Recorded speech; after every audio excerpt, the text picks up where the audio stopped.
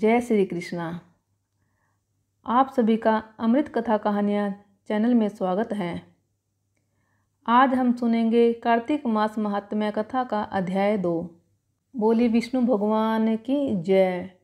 भगवान श्री कृष्ण आगे बोले, हे प्रिय, जब गुणवती को राक्षस द्वारा अपने पति एवं पिता के मारे जाने का समाचार मिला तो वह विलाप करने लगी। हे नाथ, हे पिता, मुझको त्याग कर तुम कहाँ चले गए? मैं अकेली स्त्री तुम्हारे बिना अब क्या करूं? अब मेरे भोजन वस्त्र आदि की व्यवस्था कौन करेगा? घर में प्रेम पूर्वक मेरा पालन पोषण कौन करेगा? मैं कुछ भी नहीं कर सकती। मुझ विधवा की कौन रक्षा करेगा? मैं कहाँ जाऊं? मेरे पास तो अब कोई ठिकाना भी नहीं रहा। इस प्रकार विलाप करती हुई गुणवती चक्कर खाकर धरती पर गिर पड़ी और बेहोश हो गई। बहुत देर बाद जब उसे होश आया तो वह पहले की ही भांति करुण विलाप करते हुए शोक सागर में डूब गई। कुछ समय के पश्चात जब वह संभली तो उसे ध्यान आया कि पिता और पति की मृत्यु के बाद मुझे उनकी क्रिया करनी चाहिए जिससे उनकी गति हो सके। इसलिए उसने अपने घर का सारा सामान बेच दिया और उससे प्राप्त धन से उसने अपने पिता एवं पति का श्राद्ध आदि कर्म किया। तत्पश्चात वह उसी नगर में रहते हुए 8 पहर भगवान विष्णु की भक्ति करने लगी। उसने मृत्यु पर्यंत तक नियम पूर्वक सभी एकादशियों का व्रत और कार्तिक महीने में उपवास एवं व्रत किए।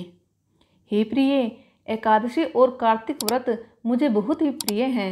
इनसे मुक्ति, भुक्ति, पुत्र तथा संपत्ति प्राप्त होती है। कार्तिक मास में जब तुला राशि पर सूर्य आता है तब ब्रह्म मुहूर्त में उठकर स्नान करने व व्रत व उपवास करने वाले मनुष्य मुझे बहुत प्रिय हैं, क्योंकि यदि उन्होंने पाप भी किए हो तो भी स्नान व व्रत के प्रभाव से उन्हें मोक्ष प्राप्त हो जाता है। कार्तिक में स्नान, जागरण, दीपदान तथा तुलसी के पौधे की रक्षा करने वाले मनुष्य साक्षात भगवान विष्णु के समान हैं। कार्तिक मास में मंदिर में झाड़ू लगाने वाले, स्वास्तिक बनाने वाले तथा भगवान विष्णु की पूजा करने वाले मनुष्य जन्म मरण के चक्कर से छुटकारा पा जाते हैं। यह सुनकर गुणवती भी प्रतिवर्ष श्रद्धापूर्वक कार्तिक का व्रत और भगवान विष्णु की पूजा करने लगी। हे प्रिय, एक बार उसे जवर हो गया और वह बहुत कमज़ोर भी हो गई। फिर भी वह किसी प्रकार गंगा स्नान के लिए चली गई। गंगा तक तो वह पहुंच गई, परंतु शीत के कारण वह बुरी तरह से कांप रही थी। इस कारण वह स्थिर हो गई। तब मेरे दूत उसे मेरे धाम में ले आए।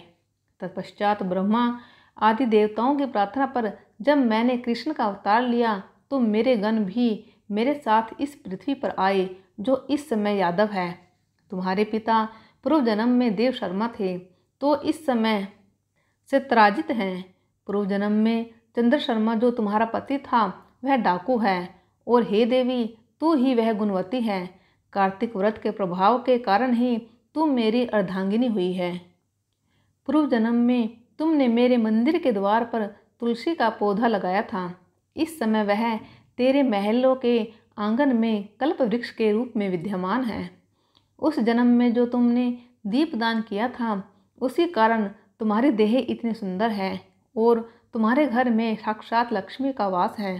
क्योंकि तुमने पूर्व जन्म में अपने सभी व्रतों का फल पति स्वरूप विष्णु को अर्पित किया था, उसी के प्रभाव से इस जन्म में तुम मेरी प्रिय पत्नी हुई हो।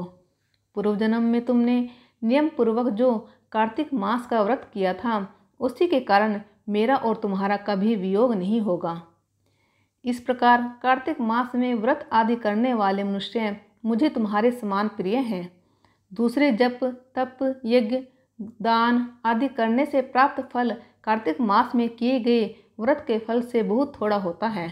अर्थात कार्तिक मास के व्रतों का 16वां भाग भी नहीं होता है।